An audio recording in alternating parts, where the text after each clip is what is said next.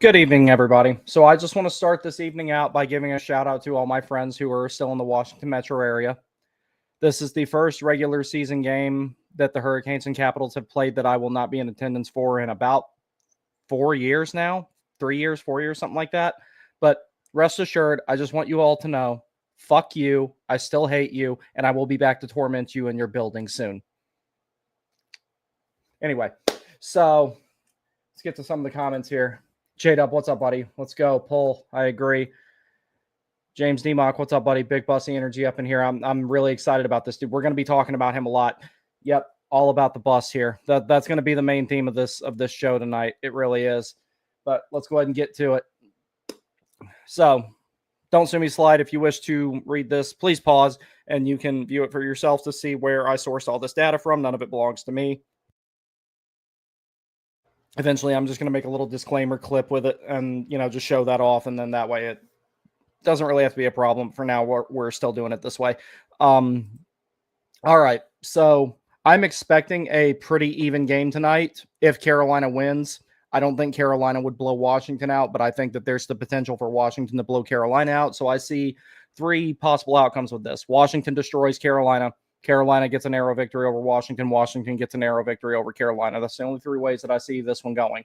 So please forgive the Lenovo Center thing. I forgot to change that. But anyway, overall record 18-9-2 to 18-9-3. These teams are virtually dead even. It is nothing more than a 2-point difference between them in terms of the standings right now.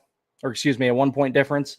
Carolina is in second in the Metropolitan Division. Washington is first. And right now that means a ton, but it also means nothing at the same time because of how little of a gap there is from the first place team to the last place team in the division. The Eastern Conference as a whole is pretty tight.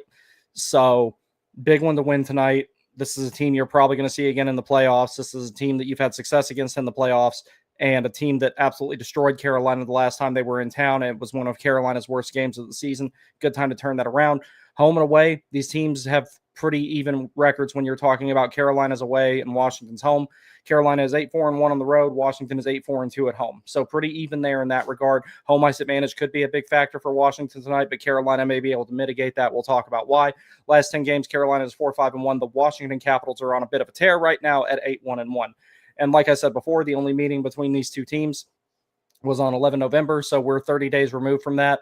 Washington absolutely dominated Carolina that whole game. Carolina didn't do anything right that night. I don't even know if they I'm not even entirely convinced the entire team laced up their skates correctly. Excuse me 1 second.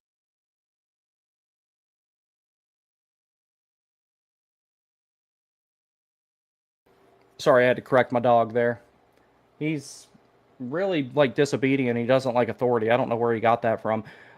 So this is the second of 3 meetings. This is the last time that these teams will be playing ever, only 3 times, unless there's a realignment that takes them out of the same division. When the 84-game season starts next year, it will be a 4-game series every single time.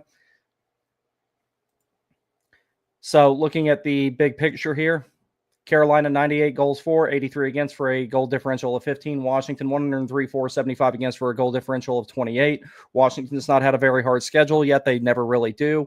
That aside, goals for per game, 3.34 to 3.43. So statistically pretty close there. Goals against per game, a little bit more of a gap at 2.83 to 2.40. I think that's going to be the magic number tonight, is whichever team wins is going to have 3 or more. I highly doubt that this is going to be a low-scoring game. If it is a low-scoring game, the lower scoring, the better, the more likely it is that Carolina wins. However, that also depends on if Bussy can stay on this hot streak, and you already know what Logan Thompson's capable of. We'll talk about them both as well.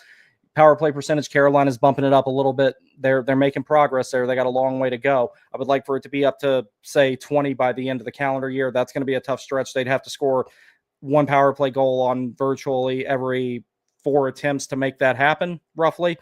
If they can get on track with that, that's a good sign. They're sitting at 15.7. Power play percentage for the Capitals is 18.3. So they're actually lagging a little bit behind in the power play from what they could be doing, considering the weapons they have, particularly Alex Ovechkin. Granted, he has to get on his crutches and drink his ensure to get out to his spot on the power play, but he still has a very lethal shot from that position. Not very mobile nowadays, never really has been, honestly.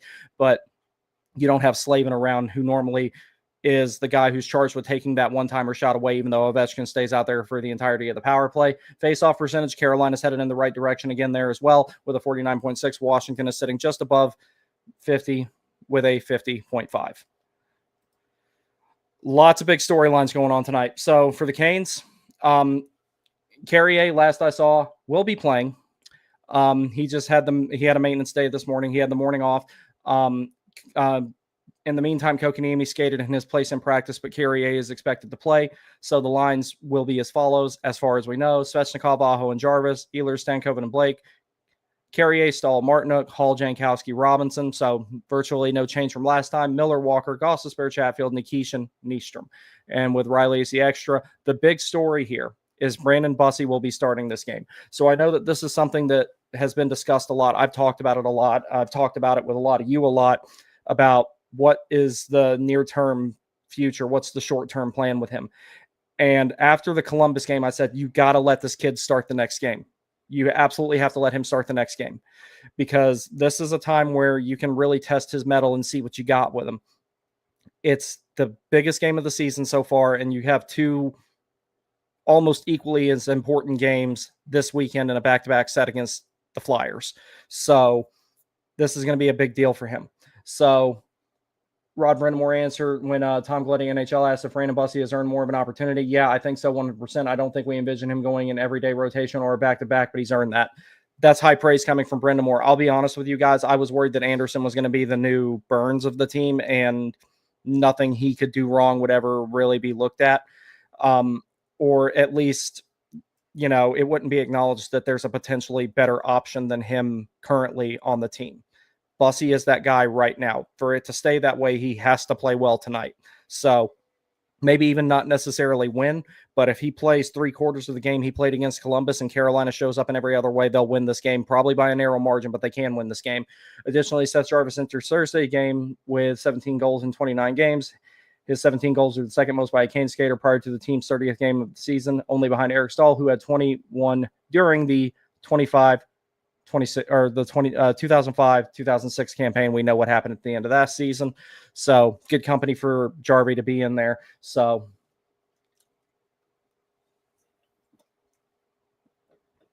this is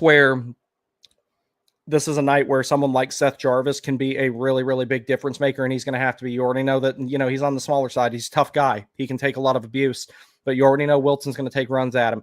You already know that. So you have to be prepared for it and everything like that. So this is a night where I think team toughness is going to have to be a factor, kind of like in the last regular season game that Carolina and Washington played against each other last season, which I think really set the tone for the playoffs. And I think that in its own small way played a part in how successful Carolina was in that playoff series. Going on to looking at the Capitals here.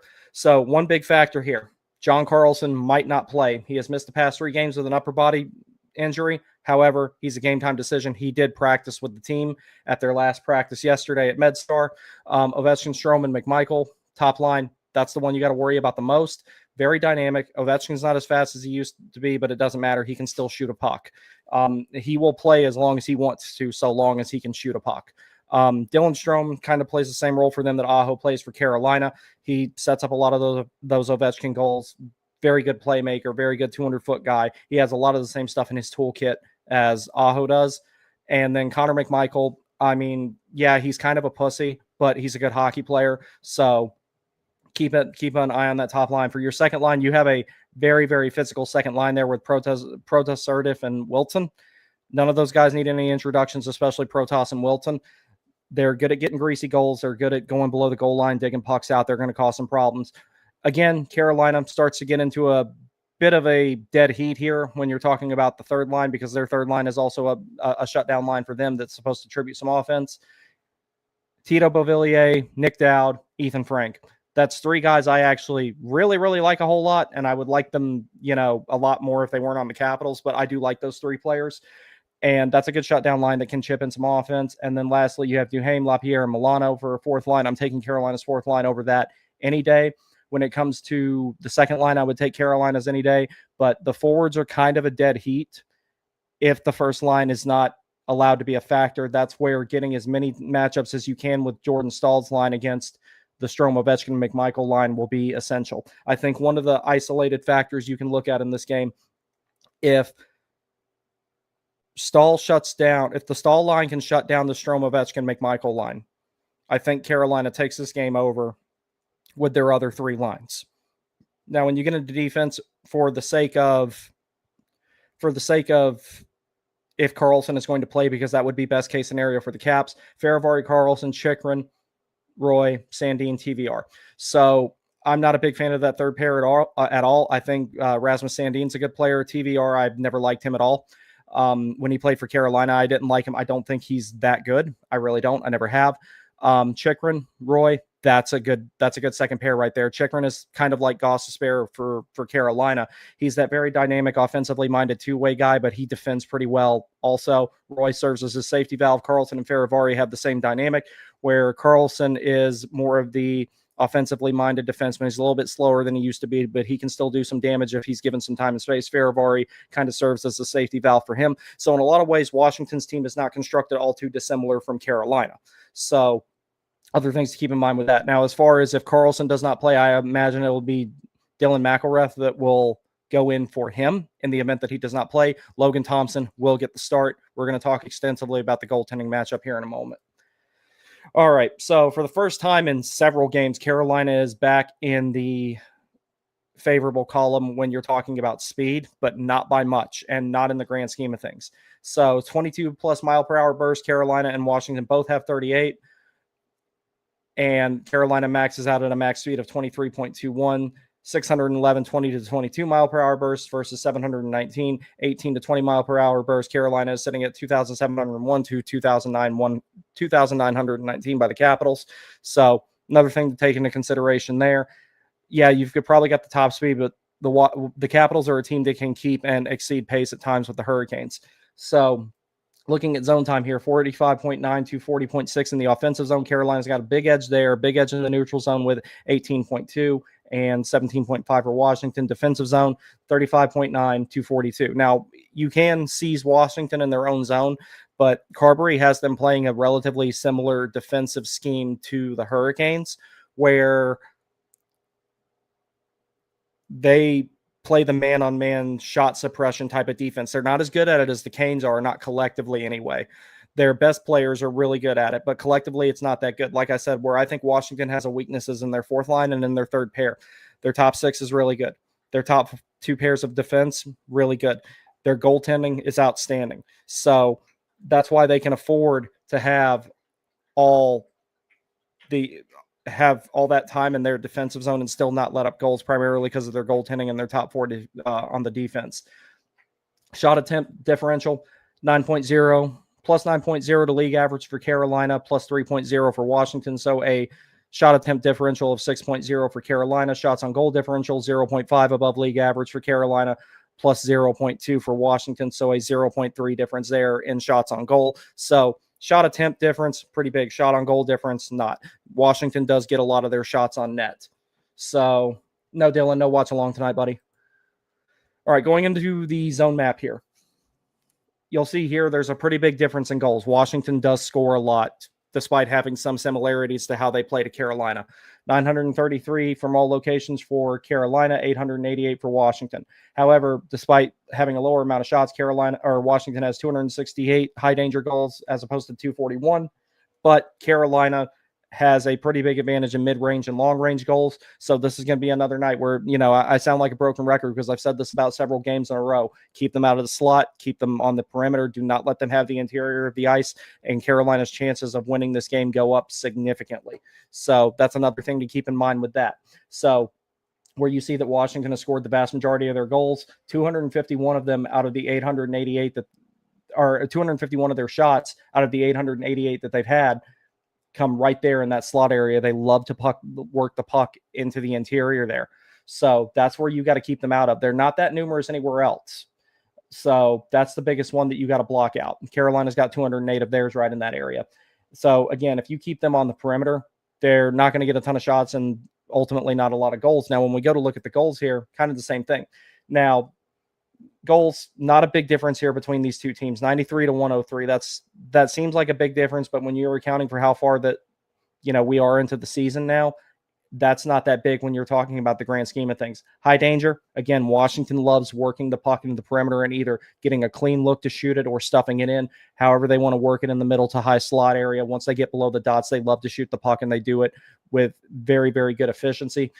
Then you go to mid-range shots, 36-25, favoring Carolina. Long range is basically a dead heat, 9-11. So right there, that's where Carolina will win or lose this game, is keeping Washington on the perimeter. That's really what they can do there to win this.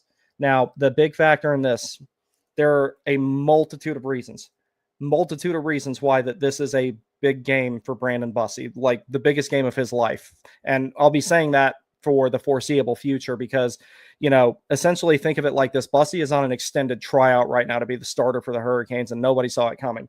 So he has 10 games played. He has won 9 of them, lost 1, has a 2.09 goals against average and a save percentage of 909. Those are excellent numbers. Logan Thompson's numbers are ridiculously good. 21 games played, 13 wins, 6 losses, 2 overtime losses, goals against average 1.96, and a save percentage of 925. That is excellent. Anything below 2 or anything below 3 for a goals against average is good. Anything below 2.5 is great. Anything below 2.0 is exceptional. The biggest reason the puck is staying out of Washington's net is Logan Thompson. That's who Carolina has to solve tonight. Save percentage of 9.25. Anything above 900 is good. Anything above 910 is great. 9.25 or 0.925 is exceptional. So another thing to keep in mind with that. So looking at the save percentages here and everything like that, this one, it's got a little bit of a gap in a couple of spots. All locations 909 to 925. High danger 888 to 880.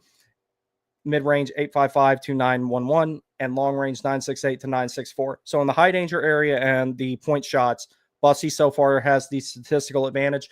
Don't read too much into those numbers because as you saw with games played, these guys have an 11-game difference. Logan Thompson has played 11 more games than Brandon Bussey, and he's been in the league a lot longer. This is Bussey's first NHL season. He's not playing like it's his first one. He's playing like he's been around for a while.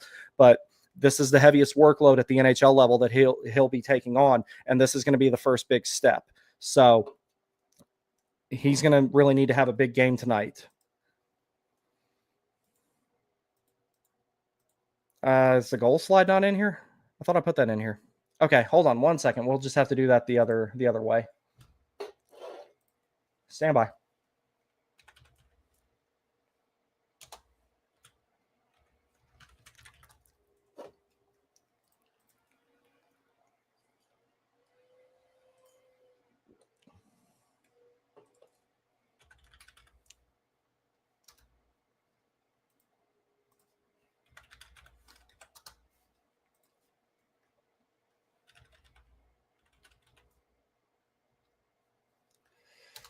Come on.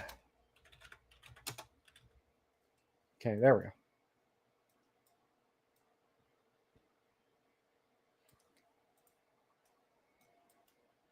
All right, let me get this thing uploaded here.